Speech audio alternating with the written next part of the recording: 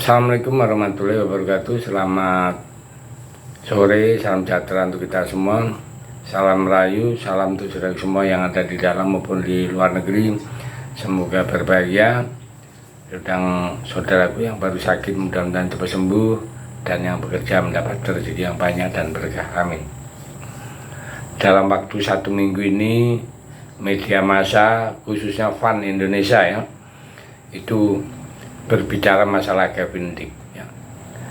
Tentu Indonesia sangat bersyukur mendapatkan Kevin Dick ya.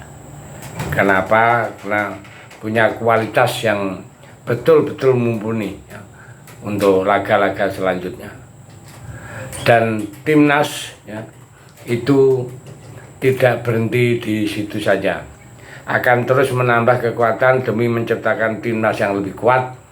Dan sejauh ini masih ada beberapa nama yang akan dipanggil ya. Contohnya Pak Pascal Struijk ya, Jairo Endewert, Miliano, Mauro Siltra, Ole Romeni hingga Ian Mason ya. Nama-nama yang memang selama ini santer dikaitkan dengan timnas ya. Mengingat setelah laga melawan Jepang dan Arab ya, untuk pertandingan kualifikasi selanjutnya dirasa cukup panjang, maka PSSI pun masih punya banyak waktu untuk mengurus semuanya. Jika berhasil, sudah pasti kita benar-benar akan punya skuad yang secara level di atas kertas sudah mumpuni untuk bersaing di level tertinggi. Suatu hal yang akhirnya membuat Bahrain makin nggak nyaman untuk main away ke sini. Sebab selain harus menghadapi tekanan supporter di GBK, mereka juga akan melawan tim yang secara komposisi sudah jauh lebih kuat ya. Mungkin itulah Bahrain bisa sering-sering ngeluh ya, ngambek ya, sering ngeluh ngomong sama bapaknya ya. Bapaknya kan AFC. Tapi perlu diingat juga kalau AFC pun sepertinya mulai sedikit hati-hati dengan Indonesia, yang mana salah satu bukti adalah dikabulkannya permintaan PSSI untuk ngasih wasit yang di luar dari regional 2 tim yang bertanding ya. Nah ini kan tak bisa dipungkiri, maksudnya Kevin Dick benar-benar dianggap akan membuat kualitas timnas Indonesia naik. Sebab sebelumnya ini tim Garuda sudah punya pemain yang secara level kompetitif ya, udah tinggi, mungkin hanya masalah chemistry ya. Ini kan perlu dibangun, dan kami yakin kalau chemistry semua pemain udah saling berkoneksi, maka tim Garuda ya benar-benar akan jadi tim yang luar biasa ya. Dimanapun siapapun yang akan dilawan, meskipun begitu yang terkuat seperti Jepang pun tidak ada masalah ya. Karena kedalaman skuad timnas itu sudah cukup mumpuni, mungkin ya belum balan aja. Itulah kenapa PSSI masih akan terus berusaha menambah pemain baru, yang mana juga ditegaskan oleh Pak Menpora saat rapat di DPR kemarin soal proyek naturalisasi ini akan terus dilakukan. Nah, dari semua ini paling enggak untuk saat ini kita patut lega, akhirnya Kevin Dick udah sah jadi warga negara Indonesia.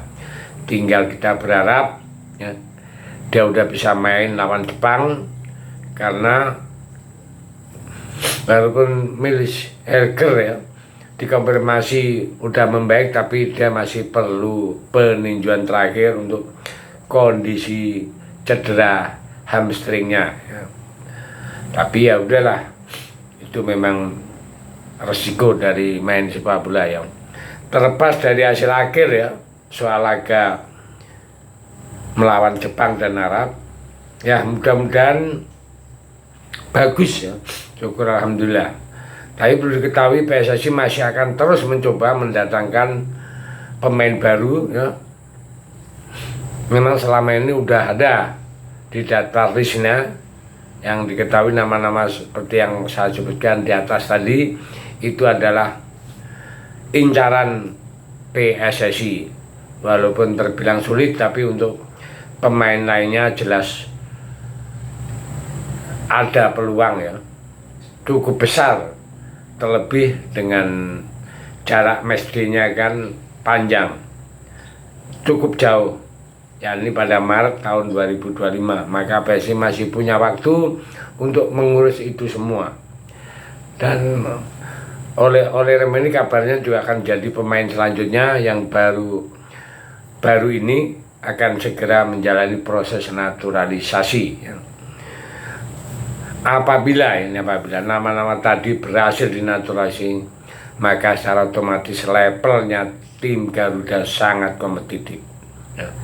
Pasti akan meningkat, dan itu bagus ya sebagai pemicu pemain-pemain profesional di Liga 1 untuk terus meningkatkan level, bahkan kalau bisa harus abroad karena standar masuk timnas jadi lebih tinggi. Karena bagaimanapun juga kita harus mencontoh Jepang yang meskipun liganya masuk jajaran top elit Asia, tapi sebagian besar pemainnya masuk tim nasional adalah mereka yang bermain di luar negeri. Nah, ini kan contoh ya. Jadi sudah ada contoh bahwa walaupun liganya bagus, pemain yang diambil timnas adalah yang pemain abroad. Nah, ini suatu hal yang sangat bisa ditiru oleh tim Indonesia atau PSSI. Jadi dengan adanya banyak pemain naturalisasi, jangan dipandang negatif tapi diambil positifnya saja, sehingga memberi contoh-contoh dengan skill yang tinggi. Dan perlu diketahui dampaknya sudah kentara sekali ya. Contohnya U17, walaupun pemain abroadnya cuma 1 atau 2, tapi menembus level Asia itu sepertinya gampang saja ya. Itu kan pengaruh kan. Begitu juga U20, walaupun pemain abroadnya juga 1 atau 2, tapi mendapatkan hasil yang maksimal dan lolos masuk Piala Asia. Nah, ini menurut saya memang berkat pengaruh naturalisasi, sehingga jiwa dari pemain-pemain lokal itu bagaimanapun memacu kan, supaya bisa levelnya tinggi, bisa masuk timnas ya. Nggak usah dengarkan yang kanan kiri seakan-akan naturalisasi dipermasalahkan, itu adalah omong kosong, omong doang, cari panggung saja ya. Mudah-mudahan timnas Indonesia lancar saja. Terima kasih. Merdeka.